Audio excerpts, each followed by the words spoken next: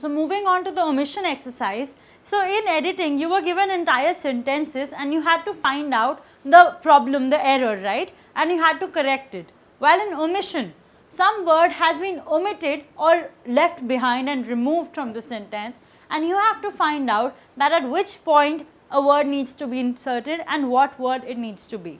So let us first read the first paragraph that we have been given.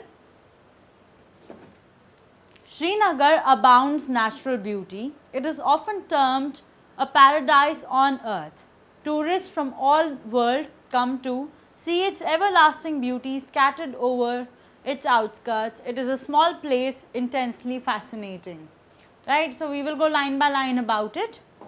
So the first line, Srinagar abounds natural beauty. So it is very clear that abounds natural beauty is, it sounds wrong. So abounds in natural beauty. So you would use the preposition in.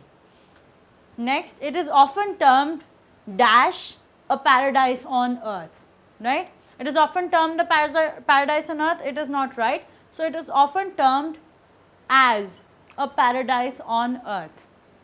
Next, tourists from all world come to. So tourists from all dash world come to, right. So what would we say? From all over the world, right. So tourists from all over the world come to see its everlasting beauty scattered over its outskirts. So let us first read the passage. Srinagar abounds in natural beauty. It is often termed as paradise on earth. Tourists from all over the world come to see its everlasting beauty scattered over its outskirts. So beauty dash scattered. So beauty which is where? Which is a beauty which is scattered over its outskirts. It is a small place intensely fascinating. So let us read it again. Tourists from all over the world come to see its everlasting beauty which is scattered over its outskirts. It is a small place intensely fascinating. So we see that here, in this area we find there is some problem. So it is a small place dash intensely fascinating.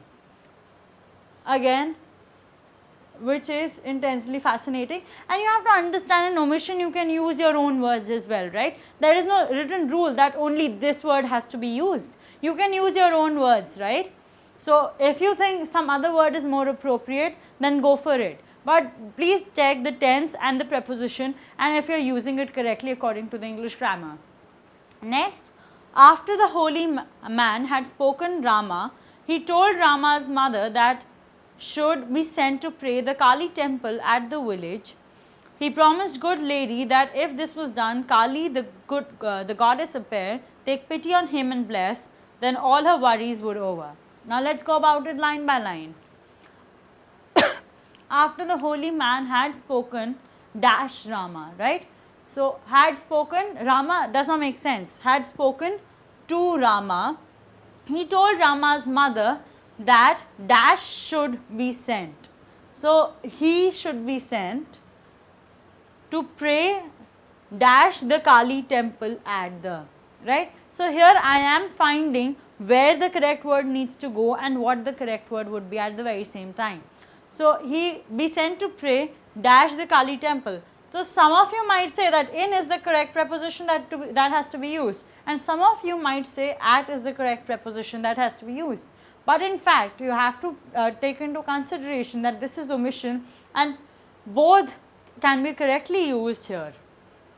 So I would be speaking and as of now, be sent to pray in the Kali temple at the village. He promised dash good lady, right. He promised good lady does not make sense. So he promised the good lady that if this was done, Kali the goddess appear.